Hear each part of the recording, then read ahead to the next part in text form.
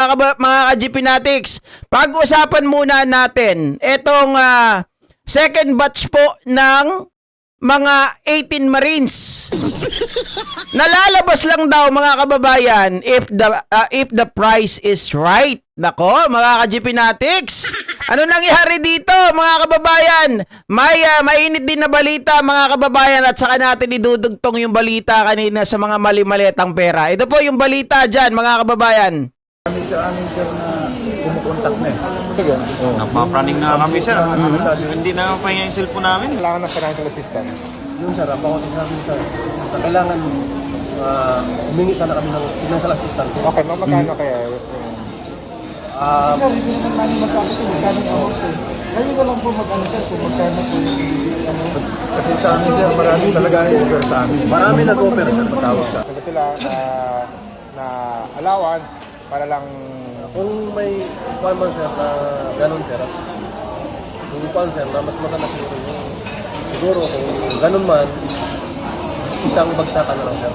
Para Sige, kung kasabi. kung magawa namin yun, at doon magkuhan tayo doon sa oo. financial assistance, Oo. mga kaliwaan. Oo. Grabe no mga kababayan no.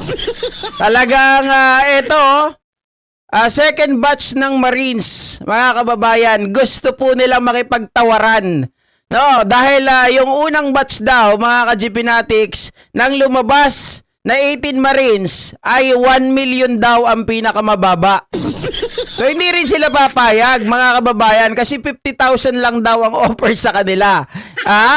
Kaya eto ngayon mga ka-GP Natics, at dahil nga hindi daw po natuloy yung paglabas ng 18 Marines na yan, kasi itong second batch ng 18 Marines ay lalabas lang ito mga ka-GP Natics kapag tama po ang presyong binigay sa kanila. So ibig sabihin, nakikipagnegosasyon po ito, nakikipagtawaran mga kababayan, at kung sino ang mas mataas na mag-o-offer sa kanila ay doon sila papanig. At ito pa ang balita. Sa iba pang balita, dating political consultant ni Zaldico nagsalita na. Ma'am Carmelita Shock. Umaabante sa balita si Abante reporter Dexter Ganibe.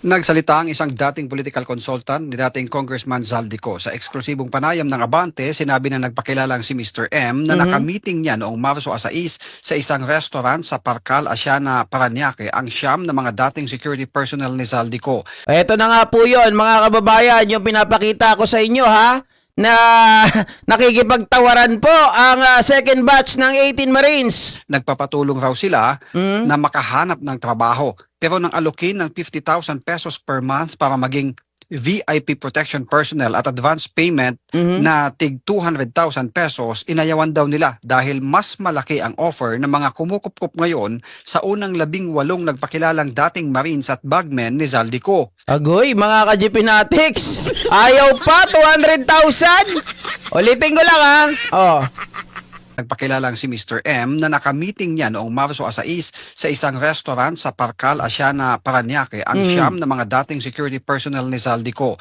Nagpapatulong raw sila na makahanap ng trabaho, pero nang alokin ng 50,000 pesos per month para maging VIP protection personnel at advance payment na tig 200,000 pesos, inayawan daw nila dahil mas malaki ang offer ng mga kumukup-kup ngayon sa unang 18 nagpakilalang dating Marines at bagmen ni Zaldico. Kwento ni Mr. M, hindi niya bababa sa 1 milyong piso ang alok sa kanila para magsalita at suportahan ang pahayag ng unang 18 security personnel. Aray ko, paldo! Ayaw ng 50,000 mga kababayan at advance na 200,000. So, syempre nga naman mga ka-GP Natics, if the price is right, talagang magsisinungaling, talagang kakapit sa pera.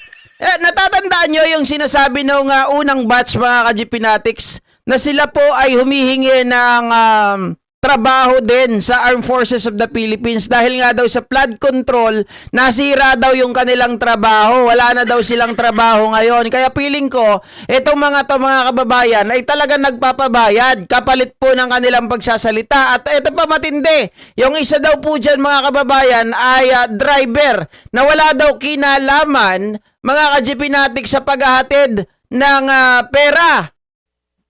Pero bilang dating empleyado na malapit kay ko, sinabi ni Mr. M na hindi naman lahat ng security personnel yung 18 Okay. dahil isa doon ay driver na Yee. hindi nakapagtrabaho ng direkta Oh. kay Zaldico. Oh. Abot din niya sa 120 ang kabuang security personnel na pinasasahod ni Ko noong kongresista pa siya, pero naka-assign sa iba't ibang opisyal ng kanyang negosyo at sa mga miyembro ng pamilya.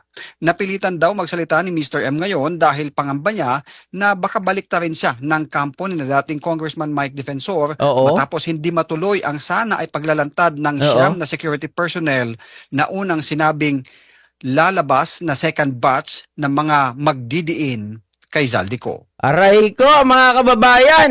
Di ibig sabihin, tama na naman itong si dating Senador Antonio Trillanes kasi sinabi niya, mga kababayan, di ba sabi ni Mike Defensor at ni Levy Baligod, may susunod, may lalabas na second batch. Pero sabi nitong si dating Senador Antonio Trillanes, may aamin na dyan sa susunod. In fact, yung 6 nga dito, kaya binabawi yung kanilang mga papel sa NBI dahil sinabi nila wala silang kinalaman. At merong mga lalabas na magsasalita din dyan na sila ay inalok, na sila ay babayaran kaya lang tumanggi sila. Ito na nga yun si Mr. M, mga kababayan. Mr. N or Mr. M. No? Lumabas siya dahil ayaw niya na balikan siya ni Mike Defensor dahil nga mga ka-GPnatics, sinaasahan ni Mike Defensor siguro na etong second batch, mga kababayan, ay susuportahan yung pahayag ng unang 18 Marines, 18 Marites, di ba? Oh, kaya lang mga ka-GPnatics, mukhang hindi nagkasundo sa presyo eh. Di ba? Presyo talaga. Pera-pera ang labanan. Oh. Parang tilapia lang, may tawaran pa, di ba? Buti pa yung tilapia dito sa amin. Kaya lang, wala na nagtitinda. Yung simula nung nagkaroon yung problema doon sa, yung tawag dito, yung missing sa Bungeros. Dati may nagtitinda dito, 100, 1 kilo. Ngayon, wala na eh. Oh. 18 Marites na puro uto-uto, sinto-sinto, abnormal. Di ba? Mga ka-GPnatics, ang saklap eh. Biruin nyo yun. Para sa pera, sisirain mo ang gobyerno. Sabi ni Mr. M, meron pa dyan. Hindi naman nagdi-deliver, driver lang, walang kinalaman. Sumama rin, nabayaran din. Wow, talaga naman, paldo! Mga kababayan, parang ano lang, no? Parang tilapia na talagang tinatawaran. Oy, magkano to? Mga ka-GPnatics, nakakatawa talaga to. No? At least lumalabas na ngayon ang totoo na meron pala mga ganito. Actually, merong post dito, mga kababayan, itong si Pebbles Talakera eh. Pero mamaya natin pag-usapan yung kay Pebbles Talakera, mga ka-GPnatics. Dahil sa usapan na to ngayon, nalantad ngayon, mga ka-GPnatics. Sabi ko sa inyo, ulitin ko lang, yung mali-maleta na natagpuan, mga kababayan, okay, disclaimer, hindi natin alam kung ito po ay totoo.